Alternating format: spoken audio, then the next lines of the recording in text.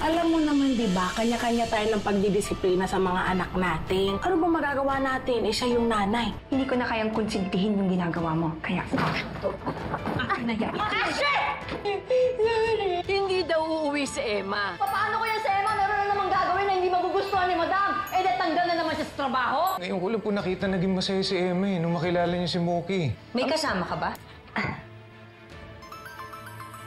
Pwede ba? Huwag mo akong ginugunot ng ganon? Hindi po kaya ito talaga yung narinig niyo.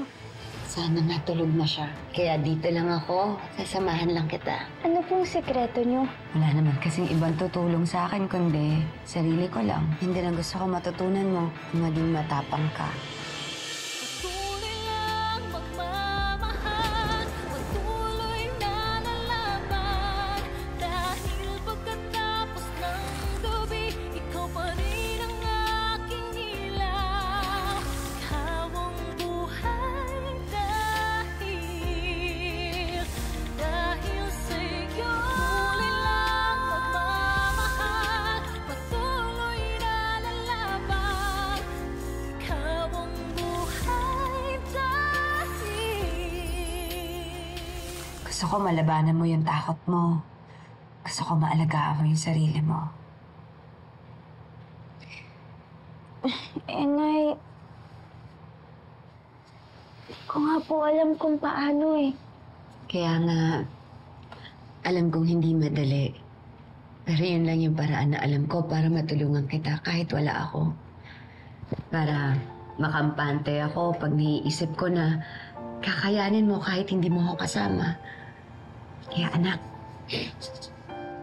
mangako ka sa akin, hindi ka magpapatalo sa kahinaan mo. Aalagaan mo yung sarili mo, ha? Opo, Nay. Magiging matapang po ako. At sa tuwing nanghihina po yung loob ko, ikaw po yung iisipin ko. Yung mga memories po nating dalawa, tsaka yung mga bonding po natin, at yung mga memories pa po natin na i-create natin in the future. Kasi, Nay, kayo ang source of strength ko. Pagiging matapang po ako para sa inyo. Yeah. Good night, Nay. Good night, anak.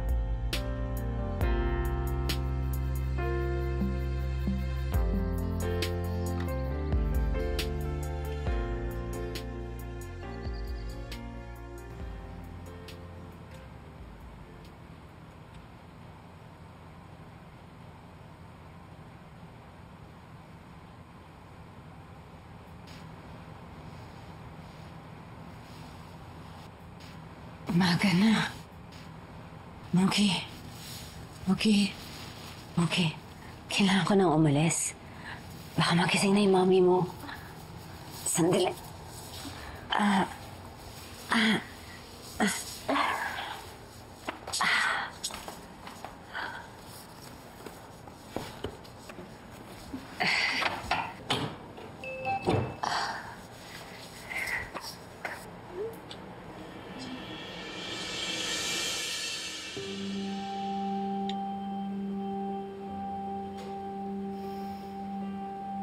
Okay.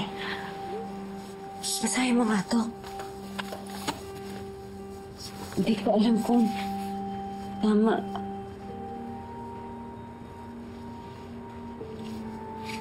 Olive Caparas shatters expectations as she trades her medical ambitions for the reins of Artemis Pharmacy.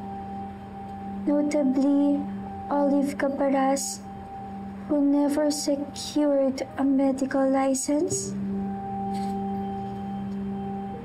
Never secured a medical license? Di ko alam kung tama ba yung iniisip ko.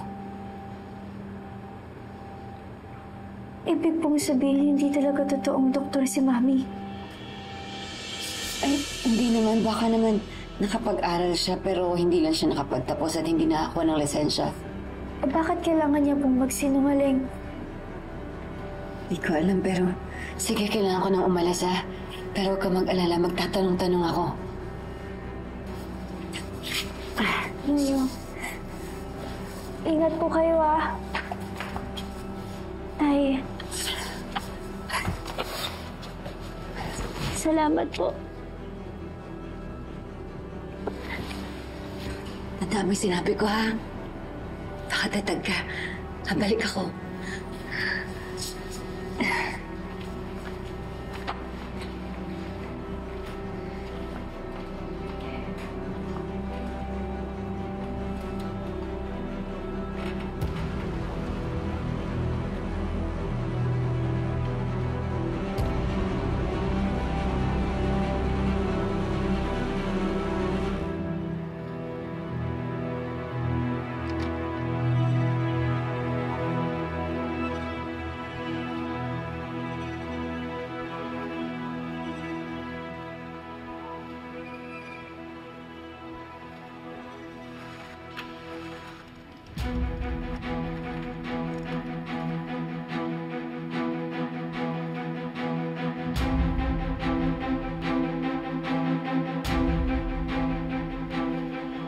Oh, Emma, ang ginagawa mo dito? Wala ka naman pasok ka. May naiwan kasi ako eh. Ito, binalikan ko lang. Oh, paano ka nakapasok? Nag-walis ka, di ba? Naiwan mo bukas yung gate kaya nakapasok ako. Pulis ba ako? Naka-floor ha, nakalimutan mo na. Nagiging makakalimutin ka na. Dami mo kasing trabaho eh. Paano mauna na ako ha? Kasi sige. si Dan baka inaantay na ako. Oo, sige. Ingat ka, ha? Sige. Pulis ba ako kanina? Naku, Emma. Siguraduhin mo lang na hindi ka nakita ni Ma'am Olive. Dahil kung hindi, patay ka. Emma, huwag mo na ulitin yun, ha? Mabuti nga nangyari yun. Anong mabuti ka dyan? Talaga naghahanap ka ng trouble? Kung hindi po nangyari yun, hindi ko malalaman yung narinig yung chismis na hindi lisensyadong doktor si Ma'am Olive. O, kanino mo naman nalaman yun? Nabasa namin sa isang post sa internet. Hindi siya lisensyadong doktor. Hindi siya nakapagtapos ng pagdodoktor niya. Alam mo, mapapahamak tayo dyan sa akusasyon mong yan. Kahit na totoo yun, wag na wag ka makikialam. Siya po yung tumatay yung doktor ni Moki. Malay mo, pinagpatuloy niya yung pagdodoktor niya. Oo nga, Emma. Malay mo naman nakapagtapos talaga si Mama Olive.